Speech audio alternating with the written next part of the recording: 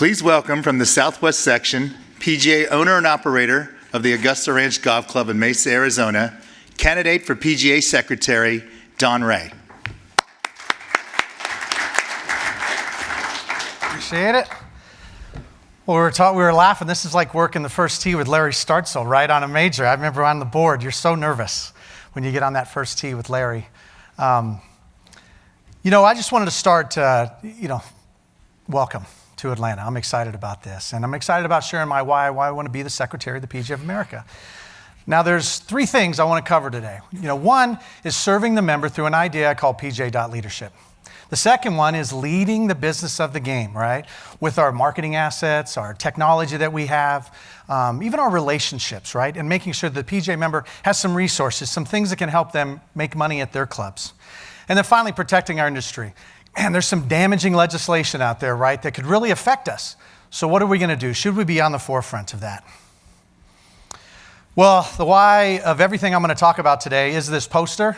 It's that badge, and it's our members, right, young or old. When I talk about we wear one badge, that's exactly what I mean. Public or private, East Coast, West Coast, from the golf shop to golf tech, it doesn't matter.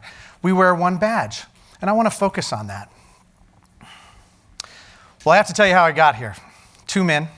The one on the left is Jim Mooney, 30-year PGA member who ran Riverview Golf Course. Riverview Golf Course is that golf course up on top there. Unfortunately, it's a Chicago Cubs spring training facility now. That 9-hole facility doesn't exist. But I didn't work at Riverview. I actually delivered there. When you're an umpire, it's a really good job to have is be a UPS driver, right? And so I delivered to Jim, and I just saw how he conducted himself, right? This PGA member, 30 years in the business. And I was like, man, how do you get into the game of golf? Jim, how do you get? He's like, Don, if you're going to be in the game of golf, you're going to be in the business of golf, you need to be a PGA member. And he gave me the number. There were no websites back then. He gave me the phone number, and I called to set up my PAT, which I passed on my first try, right? On the right, that's my dad. Unfortunately, he passed, kind of soon after this picture. He gave me the Ben Hogan book and a bucket of balls. And so there's no doubt my dad taught me the love of this game. But Jim Mooney taught me the love of the business of this game. So raise your hand if this poster's on your wall. Raise it, I can see you. This isn't television. Me too. And this isn't what we do, it's kind of who we are, right? And when I looked at that and it was on Jim Mooney's wall, I was like, man, that's something I want to do. And that became my why. You want to know why I want to be the Secretary of the PGA of America? First, you got to know why I wanted to be a member of the PGA. And it was this poster. And it's not, it literally isn't what we do. It's who we are. And they don't make this anymore. You can't get this poster. Our younger PGA professionals, they don't make it. It's not in print. I think we should bring back something like this. Raise your hand if you've seen the Simon Sinek video. It's about your why. All right, not bad. This changed my life 5 years ago when I watched this video, and the why is your mission or belief, right? I'm going to share some what's and hows today, no doubt about it. But you need to know my why so that if I'm in that room and I don't have time to talk to you before a vote, what's Don's why? There's times you have to make an audible. You're at the line and you got to do what you got to do because you're in the boardroom, right? So you have to know my why.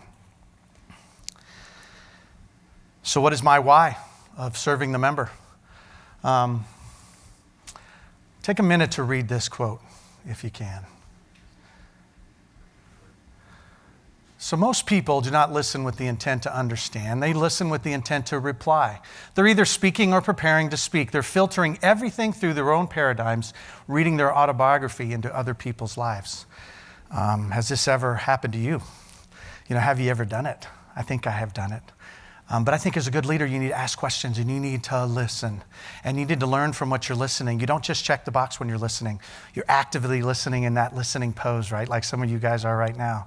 That's what being a good leader is. And I don't know if our members, the antidote for apathy to me is relationship. It's relationship. And do our members feel like they have a voice? Do our members feel like they have a vote? I was in Orlando handing out my pens, gave away 200 of them. A lot of the members were like, hey, Don, I don't have a vote.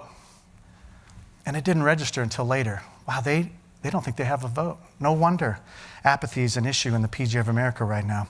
My family, they're fully behind me. That's my daughter. She's 17. She's got a hip injury, can't play softball anymore, so she's playing golf. It's the greatest time of my life right now. That's her and I playing 100 holes of golf for charity for her softball team.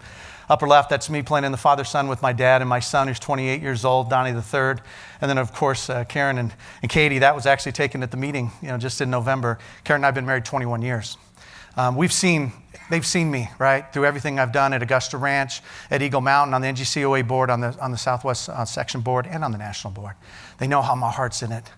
They are so fired up about this. They are literally, you want to talk about the campaign team? There's the two beginning members right there. They're the founders. And they helped me with everything we've done, even picking out the badge, and we wear one badge. Augusta Ranch Golf Club, par 61. It's an executive golf course, seasonal. A lot of winter visitors this time of year. In the summer, we do all the family stuff. We do whatever, it's just a little place where I think it's almost where the farmers or golf are at, right? This is where you plant the seeds in people's minds so they become golfers someday. And I'm the owner-operator, but I want you to really know, and I think it's important distinguishment, is that I was a PGA member before I was a golf course owner. I just met the right people. By the grace of God, I became an owner-operator, but I was a member before. I have 6 PGA golf professionals at Augusta Ranch. Terry's not there. He does all our PGA Hope stuff. When you talk about deferred compensation, when you talk about insurance plan, as an owner-operator that I can't afford to provide that to our members that are our PGA members that work there, I'm going to get that done. I don't know if we have to move the money into an HSA account. I don't know if maybe with Retirement Plus we can move it into a Roth IRA so I can use it for Katie's college or maybe for education. I think the deferred comp's got some legs. I'm looking forward to seeing that. But man, I want to do it for the PGA member because I want to do it for the 6 members that are at my facility, or the 5 including me, right? I want to be in that too. We do a lot of stuff with juniors. We're a First Tee location. We do the PGA Junior Camp. We do Operation 36, tremendously successful. And then our PGA Hope stuff. That's from a day of PGA Hope in November where we brought out the vets. We did a PGA Hope drive, chip, and putt. We did a pro drive, chip, and putt. It was just a great day where we gave free lessons to the veterans who were out there. That's what we do. Serving the industry, I've been on the NGCOA board for the last 4 years. Upper right, that's Dick Stuntz, past president. Jake Heron is CEO. Rock Luke is actually a PGA member, past president of NGCOA, working on issues there. Marvel, you just saw her in a video. That's us meeting Martha McSally. She's a senator for Arizona, United States senator, and some Arizona industry friends. Just talking about golf, getting them excited. Down there in the bottom right-hand corner, that's me, Roy Van Pocky, who was a past president of the Superintendents Association of Arizona, the Cactus and Pine, and Congressperson Andy Biggs. And he showed up, and I'll talk about that a little bit later, but he showed up because I asked him. So in a previous life, I was an umpire. Maybe you heard the stories, right? Mark, you've heard plenty of the stories out there. 9 years, 1,300 baseball games, and we traveled a lot. I'm not worried about travel. I know some are worried how much the officers travel. Man, I think that's what we need to do. We need to be in front of the members, talking with them and listening to them. That's what you have to do. I think it's a commitment of that magnitude. I think it's that important that the officers of the PGA of America are in front of our members. When you're an umpire, you got to work as a crew, just like with the board or just like with the officers, and you got to make decisions. A lot of good decisions, really tough ones, right? And I want to pause for a second, because some of you may or may not know, I don't know. But I resigned as president of the Southwest section 5 years ago. Toughest decision I ever made in my life. Sometimes there's easy wrongs and there's hard rights. That was a hard right decision, but I had to make the call. And I'm going to tell you why. Because my heart's all for the member. When something's going on in your gut and it's bothering you, right there where mama taught you, right in the morals of where we're at, and it's against your personal and private beliefs, I think you have to make a call. I made that call. And I resigned. But I did not leave the member. I might have left that position. I ran for district director and got elected. I ran for the NGCOA board and got elected. And since that time, I've been defending the member. And I'd like to talk about something I'm really focused on now and the future. And by the way, if you want to ask some of those questions in the district meetings, I'm here for it. Whatever you want to ask me, I'll field any question, right? As an umpire, you can't control what happens on the field, man. You just react to it. Let's talk about PGA leadership. I'm really excited about this. No matter how big the PGA of America gets, it's always got to be small. It's down at the chapter and section level. The rubber meets the road with our PGA members. There's no doubt about that. Pete Pavacco had a great saying, the tangible connection between golfer and the game is the PGA professional. I completely agree. I see it happen behind the counter at Augusta Ranch every day, right? But the tangible connection between our members and the association is our sections. We need to invest in our sections. I mean, at the end of the day, our members elect our boards, and then the boards hire their EDs. So when those EDs are representing us on the national level or wherever they're at, I mean, they're literally our hands and feet, right? We need to make sure that everybody understands they're actually speaking for those 5 PGA golf professionals at Augusta Ranch. That's how important the sections are. I think the PGA, they need to invest in us, and this is how I think I can see it. Just like Major League Baseball, there's a farm system, right? Right now, spring training's about to happen. Every player, rookie ball to AAA, is going to wear the same jersey, right? That's about consistent training with all those players, climate and culture. Major League Baseball wants to make sure that everybody in their organization understands consistency, climate, and culture. I think that's what we need to do. Those players then go out to their different teams and leagues, but they know that they're a member of that organization. They're a member of the PGA of America if you're a PGA professional. So what does that look like? I mean, sections right now, to bring their boards together or their members together, it's $10,000 to $50,000. Some sections, the expenses they have to bring people in from Montana or Aloha, wherever it might be, very expensive, $10,000 to $50,000. So sometimes when we have to save money, that's what we save money on. We have all the members in the room, but yet we're trying to save some money on that for the other things we want to spend money on. I think the PGA of America should pay for that. I think they should. They should subsidize those meetings because then it can be consistent across the nation. We can videotape or live stream those meetings so the guys who couldn't make it or the girls who couldn't make it behind the golf shop counters can see that meeting. Maybe we can engage them with technology that we can afford, right? They can vote on their phones so that they feel engaged. We're asking to listen to them. We want to. So what are we doing to actually hear them? Those are things that we can do if the PGA actually subsidizes that. Because no matter where a PGA member lives, I think they should get the full experience of being a PGA member, no matter where. Even if they're in Yuma and they're attending some chapter meeting in Tucson, I'd like to see us standardize all that. And that money that you used to spend on all that stuff, spend it on whatever you want. Spend it on whatever you want because you know best how to spend your money at the section level. To develop leaders, we're going to need some quality speakers and we're going to need to create engagement. How are we going to, when we have all these members in the room, annual meetings and semi-annual meetings, how are we going to get into them? Well, I think we should create a speakers bureau, right? Really good speakers. And the sections could pay for some of that, right? So they have some skin in the game, but the PGA of America will subsidize. And I'm talking about good speakers, right? Simon Sinek, Gary Vee, Harvey Mackay, right? Tony Robbins, John Maxwell, wouldn't it be cool? I mean, these are the things, there are things the PGA of America can do to get good speakers. We happen to have some relationships with the Ryder Cup and the PGA Championship. I'm sure we could sweeten the pot to make sure that these speakers would want to show up to our national meetings and our section meetings.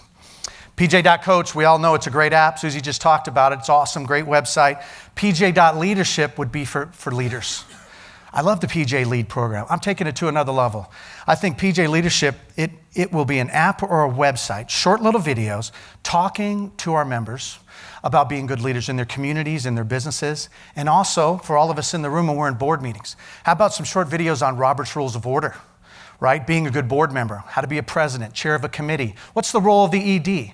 These are things some of our members might not know. I think they'd get a lot from these videos. And once again, consistent climate and culture across the United States, making them leaders in their towns and communities. The business of the game? Well, I think we need to leverage our assets and relationships right on behalf of the PGA member. PJ.com is coming out. Susie's exactly right.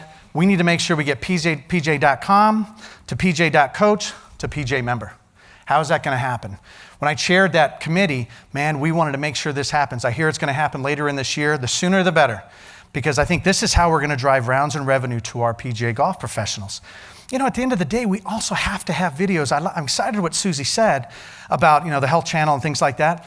Katie doesn't watch TV. She's got an iPad in front of her. Disney Plus, YouTube. We've got to do ads in front of that to stir up the youth so they go to their parents and say, I want to play golf. Right? And the moms out there, my wife's never seen a commercial for golf and the tremendous benefits for it. We need to get in front of her. They are making all the decisions and yet we're not in front of them. And that PJ.Coach app, that's got to be the storehouse for data.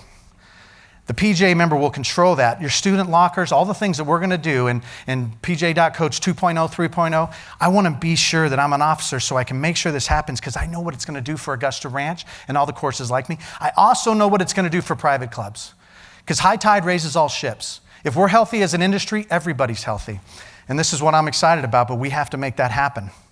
You know, talking about assets, PGA Junior League, great asset, right? Awesome. We didn't invent it. We purchased it, and we made it better. And then we're spinning off things now, right? PJ Family Cup, you haven't heard about it, it's gonna be great. We purchased Next Gen Golf. We have a great relationship with the Retail Tribe, right? It used to be $1,500 a year, now it's only $120 a year for PJ members. What other things can we do? Operation 36, can Dan Lindsay, who is at Augusta Ranch, get a deal on Operation 36 because he's a PJ member? Are there things that we could purchase out there that would help PJ members, just like PJ Junior League? I think we need to look at that. Sometimes we are walking to opportunities as the PGA of America and everybody else is running. I think we need to run to those opportunities because those are things that are going to help our PGA member.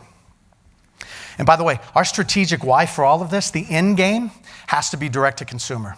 We have to eliminate the middleman. There's no need for the middleman. We can use the tee time providers out there. We can use the golf channels of the world to bring more people to us, but then we have to convert them into loyal golfers with us, right? That's what our PGA members know. You know, at the end of the day, if it is driven by price, nobody's going to win.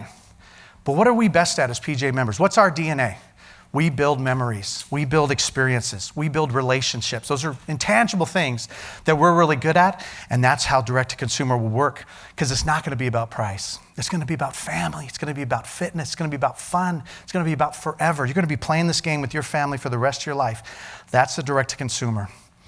Just real fast, I mean, I don't know if you've heard of the STAR report for hotels, you know, or the benchmark report. Orca used to be called Orca. You know, the PAT, when we take a PAT, isn't that really just a budget? No matter what the weather is, you have to shoot under the PAT score, and if nobody passes it, nobody passes it. What these two reports do is they make it a tournament. All of a sudden, you get to see what everybody in your competitive rate set is doing. Now you get to see if a PJ run facility really is better run than a non-PJ facility. These numbers will speak volumes to everybody out there. This will help us get employment into in some of those golf courses, the 49% that don't have a PJ member, those public golf courses. This is the kind of software that we need to align ourselves with so that we can distinguish that the PJ member is the best in the business when it comes to running golf courses. I won't take long on this slide, but I will tell you, this is a big merger. 90% of the tee times now are controlled by EasyLinks and the PG and Golf Now, right? NBC. May or may not remember, about 8 years ago, me and Jim Vernon, we stood up at the annual meeting in Orlando and talked about that Golf Now relationship with the PGA of America, right? I have the same passion that I did 8 years ago when I talked about that. We need to be behind our PGA professionals at the negotiating table. So when they negotiate with these tee time providers, whoever they may be, that they know the PGA standing behind that PGA Pro so they can get the best deal. Management companies get good deals. I want the PGA professional to get the good deal. And we can do that because that's what's going to protect the jobs and the industry and the golf courses that our members work at. Protecting our industry, I mean, I'm pretty sure we need to protect our industry. You know, they say at the private club, you're either on the menu, or you're either on the agenda or you're on the menu, right? You're either at the table or you're on it. That is so true for legislation. We have to be in these rooms, and we're not right now. The unintended consequences of legislation, it's huge, and it affects our careers. It affects our golf courses, our future. I mean, water, it's a big deal. I don't care where you're at, right? It's critical. The quantity of it, the quality of it. Brian Wickham, you remember our past president, right? I talked to Brian a lot, and that's Club West. On the right there is Club West Golf Course when it was open 3 years ago. This is Club West Golf Course 2 years ago, closed. 4 PGA professionals used to work there, not anymore. Hundreds of golf courses, or over 100 golf courses are closing in a year right now. So we got to watch what's going on with water because that's sad right there, right?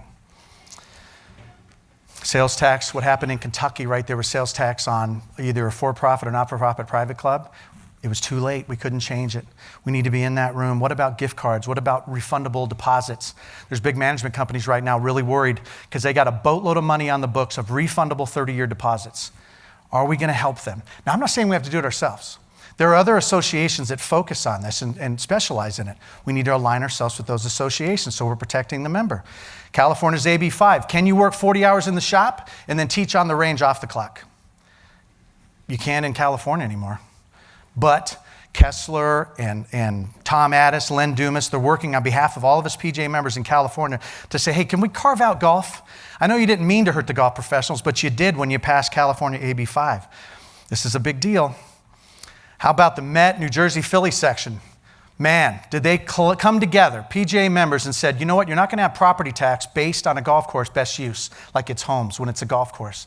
This would have sunk a lot of those golf courses on the East Coast. You don't think it's going to move in West?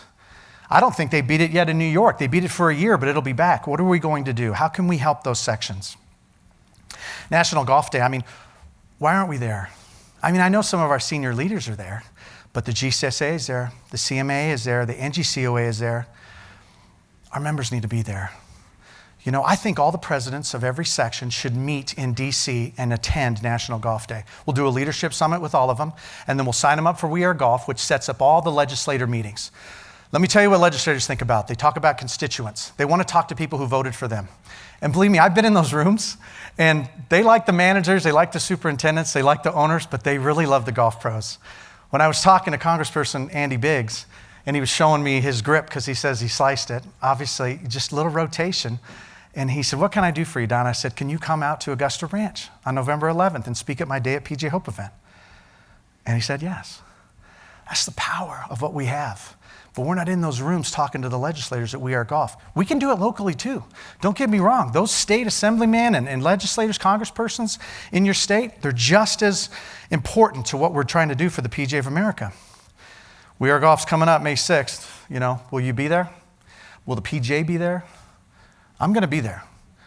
The NGCOA has a board meeting there, so I attend every year, and it's so worth it. And I hope in 2021 our association's there. So I talked about the poster, I talked about the badge, I talked about those members, young and old. I want to talk about that ring. Mark Gurnow is a PGA member. He's the general manager at Superstition Mountain, right, Mark? It's an amazing facility, right? He's done every job in 30 years that you can imagine. Public, private, municipal, it doesn't matter.